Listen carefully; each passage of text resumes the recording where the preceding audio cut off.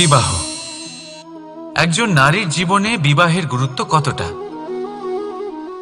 আসুন আমরা কথা বলি রুক্মিণীকে নিয়ে। একজন নারী যিনি পবিত্র মানসিকতা নিয়ে কাউকে ভালোবেসেছেন, তাকে বিয়ে করতে চেয়েছেন। এবার বিয়ে মানে কাউকে পাওয়া, মানে কারোর হাত ধরে আগামী সমস্ত জীবন তার সাথে কাটিয়ে দেওয়া। এবার আমার হাত ধরে রুক্মিণী বিয়ের সুখ তো নিশ্চয়ই পেয়েছে, কিন্তু ওর এই প্রেমের যাত্রা এর অন্ত হলো না, বরং তা শুরু হলো। এবার রুক্মিণীর জীবনে সেই অধ্যায় শুরু হয়ে গেছে যেখানে ওকে সেই মানুষকে বুঝতে হবে যার হাত ধরে সমস্ত জীবন অতিবাহিত করার সিদ্ধান্ত নিয়েছে সে।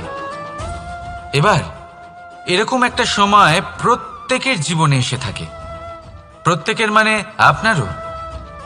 আপনার জীবনেও এমন এক সময় আসবে, তার জন্য তৈরি থাকুন।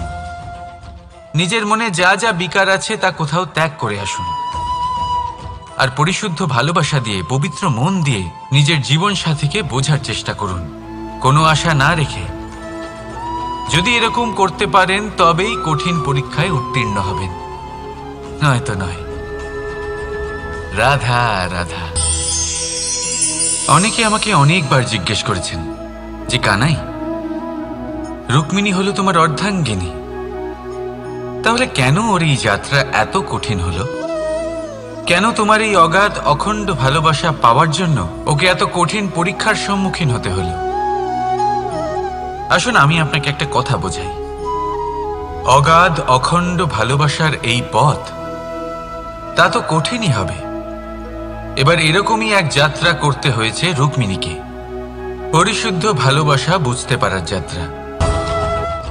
এমন ভালোবাসা যা কিনা ক্রোধ, ভয়, মোহ, অধিকার, অহংকার, হিংসা এই সমস্ত বিকারের ঊর্ধ্বে। এবার এই যাত্রায় ওকে সাহায্য করবে রাধা। আর শুধু তাই নয়, আমি আপনাকে বলি, সংসারের প্রত্যেক নারী এই যাত্রা করে থাকেন। এবার যে নারী এই যাত্রার শেষ পর্যন্ত পৌঁছতে পারেন, তিনি এক উচ্চ স্তরে পৌঁছে যেতে পারেন, যেখানে তাকে বলা হয় অর্ধাঙ্গিনী। রাধা রাধা। সমস্যা। এবারে বলুন, সমস্যা কার জীবনে নেই? প্রত্যেকের জীবনে সমস্যা থাকেই। হ্যাঁ ঠিক আছে, জীবন আছে যখন, তখন সময়ের সাথে সমস্যাও আসবে, কিন্তু প্রত্যেক সমস্যাই কি সময়ই নিয়ে আসে? না, আপনি সমস্ত সমস্যার দায় সময়কে দিতে পারেন না। বেশিরভাগ সমস্যা তো এমন হয়ে থাকে যাদের আমরা নিজেরাই ডেকে আনি। হে সমস্যা, এসো, আমি তোমার জন্য অপেক্ষা করছি। কিভাবে? এবার এটা নির্ভর করছে আপনার হ্যাঁ বা না এর উপরে। বেশিরভাগ সমস্যাই এই জন্য আসে যেহেতু আমরা বারবার হ্যাঁ বলতে থাকি, আর বেশিরভাগ সমস্যা এই জন্যই আসে যেহেতু আমরা সঠিক সময় না বলতে পারি না। সেই জন্য না ভেবেচিন্তে কোনো কথা বা কোনো প্রস্তাবের সমর্থন করলে তা আপনাকে খুব বড় বিপদে ফেলে দিতে পারে। সেইখানেই কখনো না না বলতে পারা তা আপনাকে তার থেকেও বড় বিপদে ফেলে দিতে পারে। তাই মনে রাখবেন এই অত্যন্ত জরুরি শিক্ষা, সব সময় খুব ভেবেচিন্তেই হ্যাঁ বলবেন আর দৃঢ়তার সাথে না বলবেন। আর বিশ্বাস করুন, আপনার জীবন অত্যন্ত সুখময় হয়ে যাবে। তাহলে আসুন আমার সাথে ভালোবেসে বলুন, রাধা রাধা। সাফল্য। সাফল্য এই পৃথিবীতে কে না পেতে চান? প্রত্যেক মানুষ চান যেন সাফল্য নিজে এসে তার কাছে ধরা দেয়। এবার সাফল্য তাদের কাছে এসে ধরা দেয় যারা নিজের পা ধরাতলে রেখে চলেন, যারা স্বপ্নের জগতে বিচরণ না করে বাস্তবের মাটিতে পা রেখে চলেন এবং তাও দৃঢ়তার সাথে। সাফল্য তারা পান না যারা বাড়িতে বসে বসে শুধু স্বপ্ন দেখেন। সাফল্য নিজে থেকে তাদের কাছেই আসে যারা নিরন্তর চেষ্টা করেন, যারা পরিশ্রম করেন আর নিজের এই জীবনকে অন্যের কাছে সফল করে দেখান। তাহলে সিদ্ধান্ত হলো আপনার। সফল সবাই হতে চান, স্বপ্ন সবাই সার্থক করতে চান। স্বপ্ন তখনই সার্থক হয় যখন পরিশ্রম করবেন, আর সাফল্য তখনই আপনার সাথে থাকবে যতক্ষণ আপনি বিনম্র থাকবেন। তাহলে আসুন আমার সাথে ভালোবেসে বলুন, রাধা রাধা। এই পুষ্প দেখতে পাচ্ছেন আপনি? কি সুন্দর এই পুষ্প। সবাই চায় এরকম কোনো এক পুষ্প সে নিজের করে নেবে, নিজের কাছে রাখবে। এবার ভাবুন, এই পুষ্প যে সম্মান পায় তা কিসের জন্য পায়? শুধু কি তাকে সুন্দর দেখতে বলে? আসুন আপনাকে একটা কথা বোঝাই।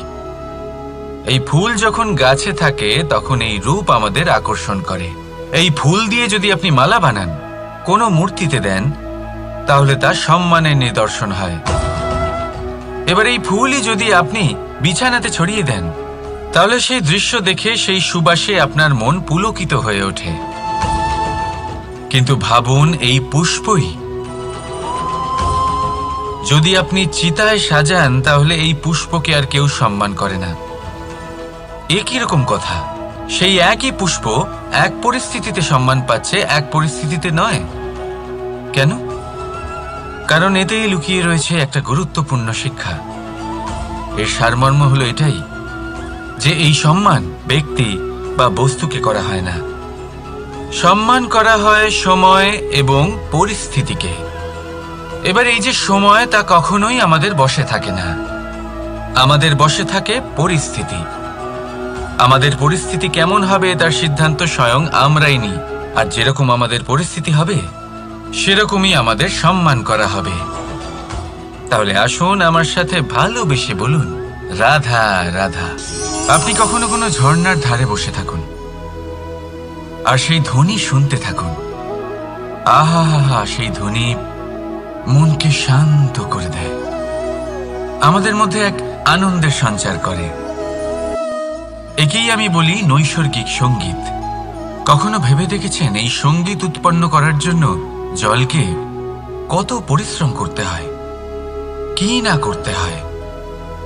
ভেবে দেখুন, সেই জল কোথা কোথা থেকে পড়েছে, কত কত পাথরের সাথে ধাক্কা খেয়েছে, কত তীক্ষ্ণ পাথরের সাথে সম্মুখীন হয়েছে, তাকে কিভাবে পার করেছে, নিজের শরীরের সাথে লেগে থাকা সেই পাথরের সাথে কিভাবে সংঘর্ষ করেছে, কিভাবে সামনে এগিয়েছে। ভাবুন, এই সব কিছু হওয়ার পরেই সেই সঙ্গীত উৎপন্ন হয়েছে। এই ঝর্ণার এই মধুর সঙ্গীত কখনো আপনার কান পর্যন্ত পৌঁছতই না যদি সেই জলের বিরোধিতা করার জন্য সেই পাথর না থাকত। এর সারমর্ম কি হতে পারে? সারমর্ম হলো একটাই, এই সব বাধার সম্মুখীন হন, এদের থেকে দূরে পালাবেন না। কারণ এই বাধা হলো নৈসর্গিক। সবার জীবনে এই বাধা রয়েছে, তার সম্মুখীন হন, জীবনের সামনে এগোন। আর আপনিও নিজের ভেতর থেকে সৃষ্টি করুন এই নৈসর্গিক সঙ্গীত, আর এই সংসারে ছড়িয়ে দিন শান্তি আর প্রসন্নতা। রাধা রাধা। সংসারে নিয়তি অনেক কিছু নির্ধারণ করে, যেমন প্রত্যেকটি জিনিসের সীমারেখা। শরীরের মধ্যে থাকা জল, তার মাত্রাও এই নিয়তি নির্ধারিত করে রেখেছে। কি করে? দেখুন, যদি সঠিক সময়ে আপনি পরিশ্রম করে নিজের ঘাম না ঝরান, তাহলে কিছু সময় পরে আপনার চোখের জল অবশ্যই ঝরবে। কারণ সবকিছু যদি ভাগ্যের জোরে পেয়ে যাওয়া যায়, তাকে কর্মের দ্বারা সামলে রাখতে হয়। যদি পরিশ্রম করতে থাকেন, তাহলে যা পেয়েছেন তা সামলে রাখতে পারবেন, আর যা যা আপনি পেতে চান তা অবশ্যই পাবেন। কিন্তু যদি পরিশ্রমের থেকে দূরে থাকেন, তাহলে যা পেয়েছেন তা তো হারিয়ে ফেলবেনই, আর যা পেতে চান তার তো কোনো প্রশ্নই ওঠে না, আর বয়ে যাবে শুধুমাত্র অশ্রু। এবার সিদ্ধান্ত আপনার। কি ঝরাতে চাইবেন আপনি? ঘাম নাকি অশ্রু? রাধা রাধা। এই জীবনে মানুষ শুধু তিনটি জিনিসের পেছনে ছোটে: ছায়া অর্থাৎ সঙ্গী সম্মান, কায়া অর্থাৎ সুন্দর বলিষ্ঠ শরীর, আর তৃতীয় হল মায়া অর্থাৎ ঐশ্বর্য। এবার অবাক করার মতো বিষয় হলো, সময় এলে পরে এই তিনটি বস্তুই সবার আগে আপনাকে ত্যাগ করে। অন্ধকারে ছায়া আপনাকে ত্যাগ করে, বার্ধক্যে কায়া আপনাকে ত্যাগ করে, আর অন্তিম সময়ে মায়াও আপনাকে ত্যাগ করে। এগুলো কিছুই কাজে আসে না যার পেছনে আপনি সারা জীবন দৌড়েই যাচ্ছিলেন। যদি কিছু কাজে লাগে তা হলো আপনার প্রেমপূর্ণ ব্যবহার যা আপনি সংসারকে দিয়েছেন। এ হলো সেই প্রেম যা অন্ধকারে প্রদীপ হয়ে আপনাকে আলো দেবে। এ হলো সেই প্রেম যা বার্ধক্যে হাত রূপে আপনাকে শক্তি দেবে, সহায়তা করবে। আর যখন আপনার কাছে অর্থ থাকবে না, তখন এই প্রেমই আপনাকে সামর্থ্য যোগাবে। জীবনে যদি কিছু উপার্জন করতে চান, তাহলে শুধু প্রেম উপার্জন করুন। যদি আপনিও আমার মতো দূরের কথা ভাবতে চান, তাহলে শুধুমাত্র প্রেম উপার্জন করুন। আর এখন এই প্রেম ভাব নিয়েই বলুন, রাধা রাধা। কখনো প্রদীপ জ্বালাতে গিয়ে আপনার হাত পুড়ে গেছে? একবার মনে করে দেখুন সেই অনুভূতি। এক্ষুনি মনের মধ্যে যন্ত্রণার এক অনুভূতি বয়ে যাবে। কখনো হাঁটতে হাঁটতে পায়ে কাঁটা ফুটে গেছে? মনে করুন, এক্ষুনি মনের মধ্যে যন্ত্রণার এক অনুভূতি বয়ে যাবে। এরকম কেন হয়ে থাকে? কষ্ট তো শুধু তখন হয়েছিল, কিন্তু যদি আজ মনে করেন তাহলে সেই যন্ত্রণা আপনার মনে মাথায় থেকেই যায়। এরকম কেন হয়ে থাকে যে জীবনে যখনই আমরা যন্ত্রণার অনুভব করি, তারপর আমরা সেই যন্ত্রণা নিজের সাথে বহন করে নিয়ে চলি? কারণ হলো একটাই, চিন্তা। কোনো যন্ত্রণাই এতটা কষ্ট আমাদের দেয় না যতটা কষ্ট এই চিন্তা দেয়। তাহলে এই চিন্তা ত্যাগ করুন আর ভাবুন যে কিভাবে নিজেকে সবসময় আনন্দে রাখা যায়। আর অতীতকাল এবং ভবিষ্যতের চিন্তা ছেড়ে দিন, এই বিষয়ে ভাবাই ছেড়ে দিন। শুধুমাত্র এটা ভেবে নিন যে আজ আমায় নিজেকে আনন্দে রাখতে হবে, যে করেই হোক। এটা করা শুরু করে দিন।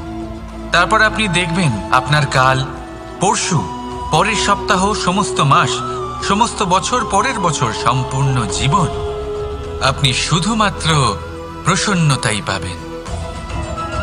এবার আসুন এই প্রসন্নতার সাথেই বলুন, রাধা রাধা। কখনো ভেবে দেখেছেন আমরা জিহ্বার সাথে সাথে কান কেন পেয়েছি? এবার আপনি বলবেন, এ তো সহজ কথা, যাতে আমরা কথা বলার সাথে সাথে শুনতেও শিখি।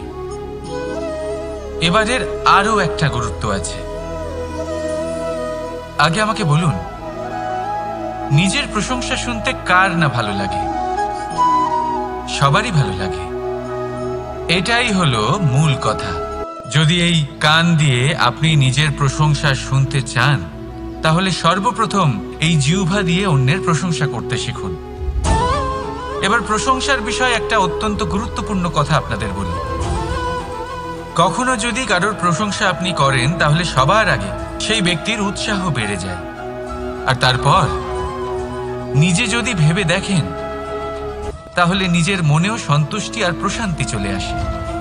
আর একবার যদি এই মন প্রশান্তিতে ভরে যায়, তারপরে কেউ প্রশংসা করুক বা না করুক, কিচ্ছু যায় আসে না।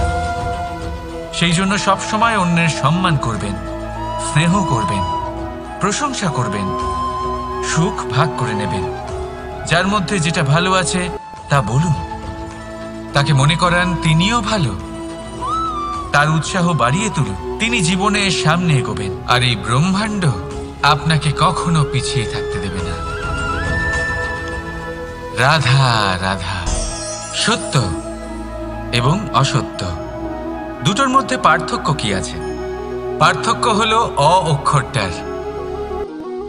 এবার অ দিয়ে হতে পারে আরম্ভ, অ দিয়ে হতে পারে অন্ত, সত্য হলো সেটা যেখানে সমস্ত পথের আরম্ভ হয়, অসত্য সেটা যেখানে সমস্ত পথের শেষ হয়। এবার এরা চলতে হয়তো পারে না, কিন্তু তাও ছাপ রেখেই যায়। সত্য সেই ছাপ রেখে যায় যা একটা উজ্জ্বল উৎকৃষ্ট উদাহরণ হতে পারে, আর অসত্য সেই উদাহরণ তৈরি করে যা একটা কলঙ্কিত ইতিহাস তৈরি করে। এখন আপনি আগামী সময়ের জন্য কেমন ছাপ রেখে যাবেন, এই সিদ্ধান্ত পুরোপুরি আপনার। রাধা রাধা। চলুন একটা প্রশ্ন করি। কোনো মানুষকে জিজ্ঞাসা করবেন যে সে মূর্খ, অলস, বিবেকহীন, অসফল এইসব বিশেষণ দিয়ে নিজেকে পরিচিত করতে চাইবে? না। কাউকে জিজ্ঞাসা করুন আপনি কি মূর্খ? না। আপনি কি অসফল হয়েছেন? না। আপনি কি বিবেকহীন? না। এবার বলুন আপনি জীবনে মূর্খ ও বিবেকহীন হবার জন্য কোনো ভালো পরিকল্পনা বানিয়েছেন? উত্তর পাবেন না। কারণ কোনো পরিকল্পনা বানানো হয় না যাতে আপনি মূর্খ বা অসফল হন। মানুষ মূর্খ বা অসফল তখন হন যখন কোনো পরিকল্পনাই থাকে না। দেখুন, একটাই ছোট জীবন, তাকে স্থির করুন যাতে অনেক বেশি সংখ্যক মানুষকে আপনি জুড়ে রাখতে পারেন, অনেক বেশি শান্তি পেতে পারেন, অধিকতর সাফল্য লাভ করতে পারেন, বেশিরভাগ মানুষের পথপ্রদর্শক হয়ে তাদের মঙ্গল করতে পারেন।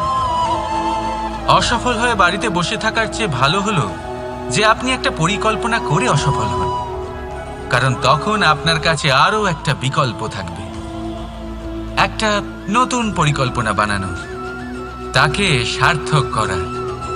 কারণ এমন কোনো পরিকল্পনা তো অবশ্যই থাকবে যা আপনাকে আপনার লক্ষ্যে পৌঁছে দেবে, তাই তো? রাধা রাধা। সূর্য কারোর জন্য হলেন শক্তিদাতা ঈশ্বর, আবার কোনো প্যাঁচার জন্য হলো চোখ বন্ধ করে দেওয়ার মতো তীব্র আলো। নদী কারোর জন্য হলো তৃষ্ণা মেটানোর স্রোত, আবার কারোর জন্য বন্যারূপী বিনাশকারী আশঙ্কা। সাগর কারোর জন্য হলো নোনা জলের ভাণ্ডার, আবার কারোর জন্য অগন্তি প্রাণী জগতের সম্ভার। প্রশ্ন হলো প্রত্যেক ব্যক্তির জন্য প্রত্যেক অনুভূতি বা বস্তুর সারমর্ম আলাদা কেন হয়ে থাকে? যা কারোর জন্য হলো বিষ তা অন্য কারোর জন্য অমৃত কেন? যা কারোর জন্য অমৃত তা অন্যের জন্য বিষ কেন? উত্তর বড়ই সোজা। আমরা বস্তু বা অনুভূতিগুলিকে সেভাবে দেখি না যেরকম তা হয়ে থাকে। আমরা বস্তু বা অনুভূতিকে সেভাবে দেখি যেরকম আমরা হয়ে থাকি। এবার এর উপায় কি হতে পারে? নিজেকে পরিশুদ্ধ করুন, সব কিছুই শুদ্ধ হবে। রাধা রাধা। প্রেম, ঘৃণা, এই দুই হলো একই শব্দ। কিভাবে? দেখুন না, দুটোতেই আড়াই অক্ষর রয়েছে। দুটোই হলো সেই অনুভূতি যা আমাদের মনের সাথে জড়িত, আর এই দুই অনুভূতির সাথেই জড়িত মানুষ আমাদের জন্য গুরুত্বপূর্ণ। পার্থক্য শুধু এটাই যে প্রেম পায় সম্মান আর ঘৃণাকে করা হয় অবজ্ঞা। এরকম কেন? কারণ প্রেম হলো সেই অনুভূতি যেখানে মানুষ সব কিছু দিয়ে দিতে চায়, সব কিছু লুটিয়ে দিতে চায়। সেখানে ঘৃণা হলো এমন অনুভূতি যেখানে মানুষ সব কিছু কেড়ে নিতে চায়, সব কিছু জিতে নিতে চায়। তাও প্রেমের অনুভূতি কখনো আপনাকে হারতে দেয় না, আর ঘৃণার অনুভূতি কখনো আপনাকে জিততে দেয় না। এবার কি করবেন আপনি? একটাই জীবন, ঘৃণার সাথে বাঁচবেন নাকি প্রেমের সাথে? আমি তো প্রেমকেই চয়ন করব। রাধা রাধা।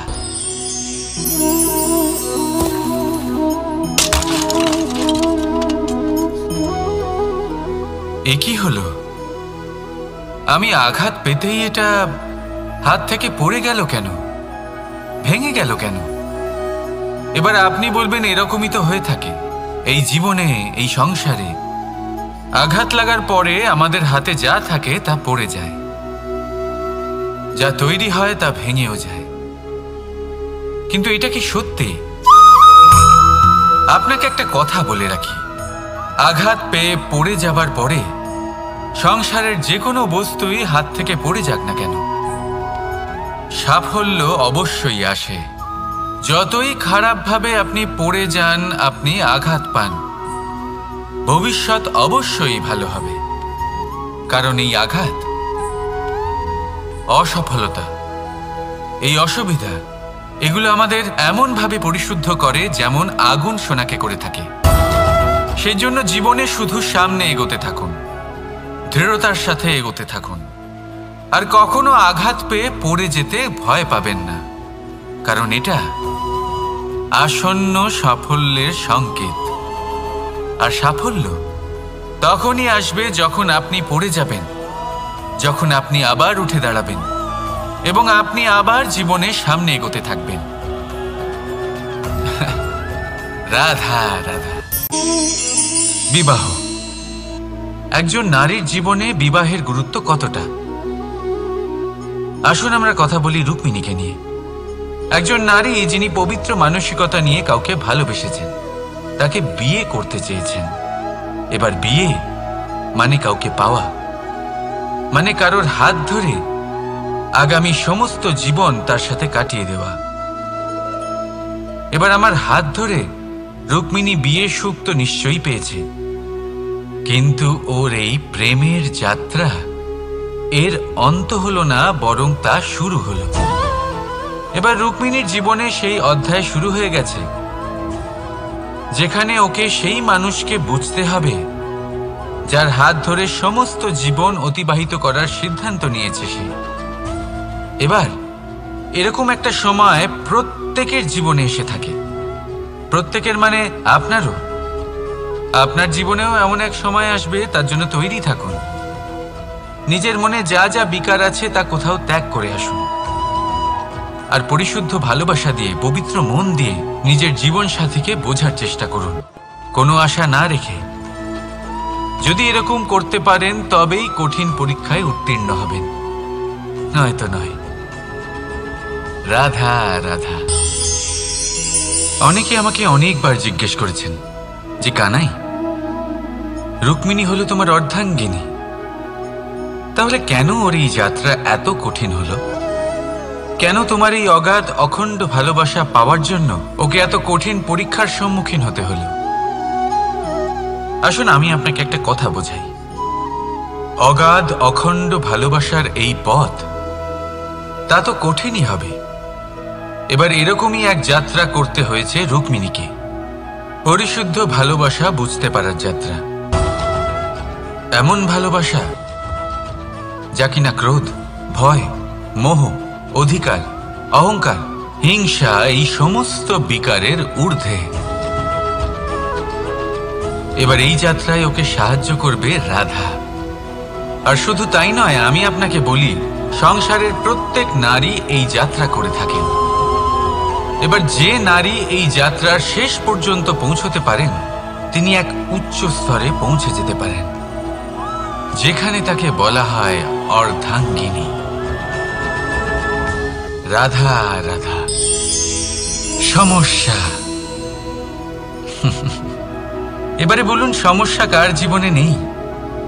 প্রত্যেকের জীবনে সমস্যা থাকেই। হ্যাঁ ঠিক আছে, জীবন আছে যখন, তখন সময়ের সাথে সমস্যাও আসবে। কিন্তু প্রত্যেক সমস্যাই কি সময়ই নিয়ে আসে? না, আপনি সমস্ত সমস্যার দায় সময়কে দিতে পারেন না। বেশিরভাগ সমস্যা তো এমন হয়ে থাকে যাদের আমরা নিজেরাই ডেকে আনি।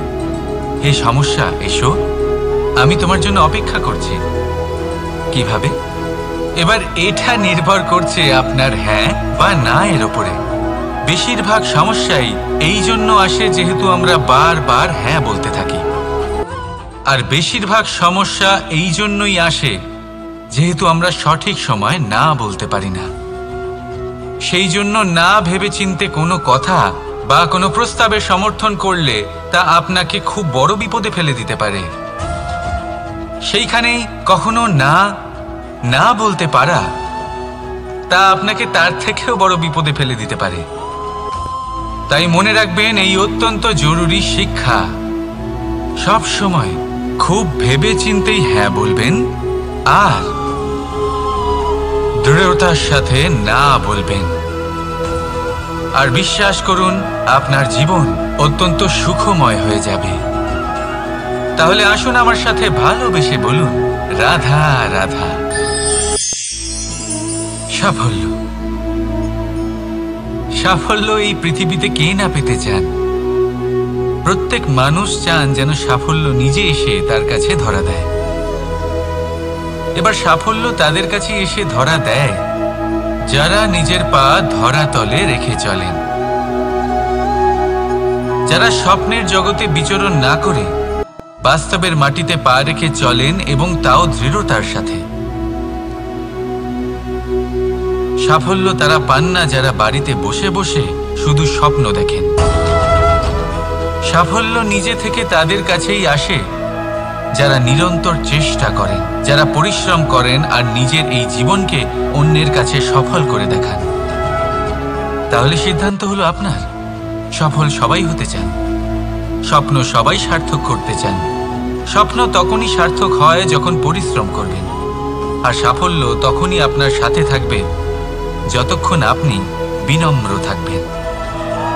তাহলে আসুন আমার সাথে ভালোবেসে বলুন, রাধা রাধা। এই পুষ্প দেখতে পাচ্ছেন আপনি? কি সুন্দর এই পুষ্প। সবাই চায় এরকম কোনো এক পুষ্প সে নিজের করে নেবে, নিজের কাছে রাখবে। এবার ভাবুন, এই পুষ্প যে সম্মান পায় তা কিসের জন্য পায়? শুধু কি তাকে সুন্দর দেখতে বলে? আসুন আপনাকে একটা কথা বোঝাই।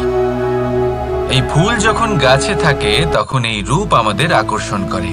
এই ফুল দিয়ে যদি আপনি মালা বানান, কোনো মূর্তিতে দেন, তাহলে তা সম্মানের নিদর্শন হয়। এবার এই ফুলই যদি আপনি বিছানাতে ছড়িয়ে দেন, তাহলে সেই দৃশ্য দেখে সেই সুবাসে আপনার মন পুলকিত হয়ে ওঠে। কিন্তু ভাবুন, এই পুষ্পই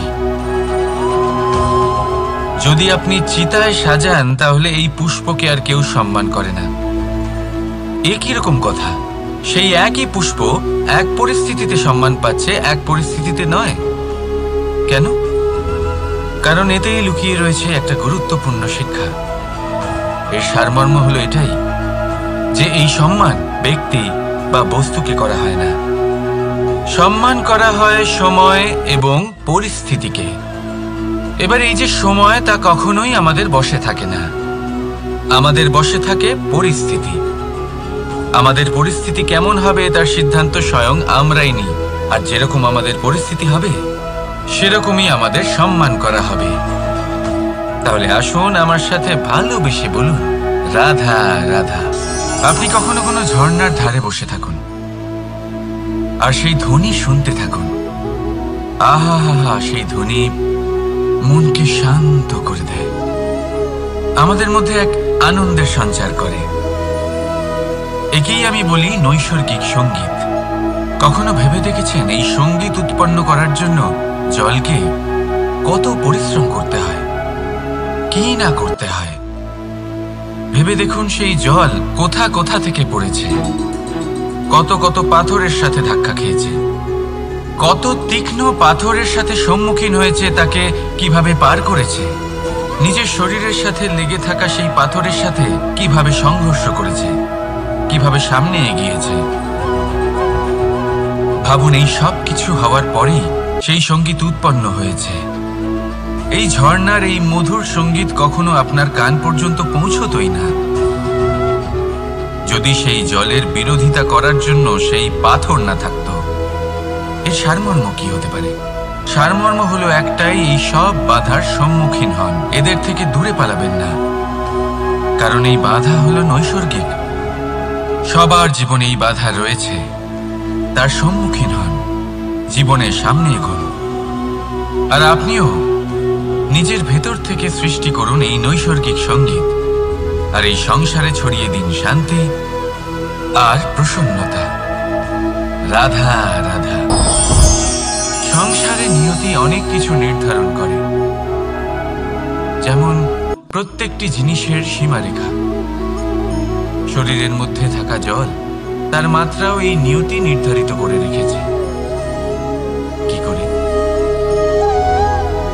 দেখুন, যদি সঠিক সময়ে আপনি পরিশ্রম করে নিজের ঘাম না ঝরান, তাহলে কিছু সময় পরে আপনার চোখের জল অবশ্যই ঝরবে।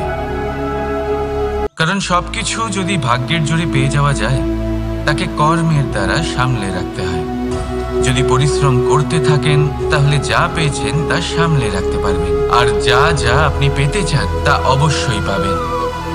কিন্তু যদি পরিশ্রমের থেকে দূরে থাকেন, তাহলে যা পেয়েছেন তা তো হারিয়ে ফেলবেনই, আর যা পেতে চান তার তো কোনো প্রশ্নই ওঠে না, আর বয়ে যাবে শুধুমাত্র অশ্রু।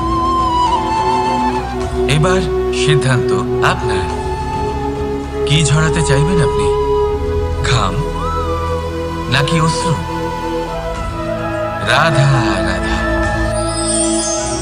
এই জীবনে মানুষ শুধু তিনটি জিনিসের পেছনে ছোটে: ছায়া অর্থাৎ সঙ্গী সম্মান, কায়া অর্থাৎ সুন্দর বলিষ্ঠ শরীর, আর তৃতীয় হল মায়া অর্থাৎ ঐশ্বর্য। এবার অবাক করার মতো বিষয় হলো, সময় এলে পরে এই তিনটি বস্তুই সবার আগে আপনাকে ত্যাগ করে। অন্ধকারে ছায়া আপনাকে ত্যাগ করে, বার্ধক্যে কায়া আপনাকে ত্যাগ করে, আর অন্তিম সময়ে মায়াও আপনাকে ত্যাগ করে। এগুলো কিছুই কাজে আসে না যার পেছনে আপনি সারা জীবন দৌড়েই যাচ্ছিলেন। যদি কিছু কাজে লাগে, তা হলো আপনার প্রেমপূর্ণ ব্যবহার যা আপনি সংসারকে দিয়েছেন। এ হলো সেই প্রেম যা অন্ধকারে প্রদীপ হয়ে আপনাকে আলো দেবে। এ হলো সেই প্রেম যা বার্ধক্যে হাত রূপে আপনাকে শক্তি দেবে, সহায়তা করবে। আর যখন আপনার কাছে অর্থ থাকবে না, তখন এই প্রেমই আপনাকে সামর্থ্য যোগাবে।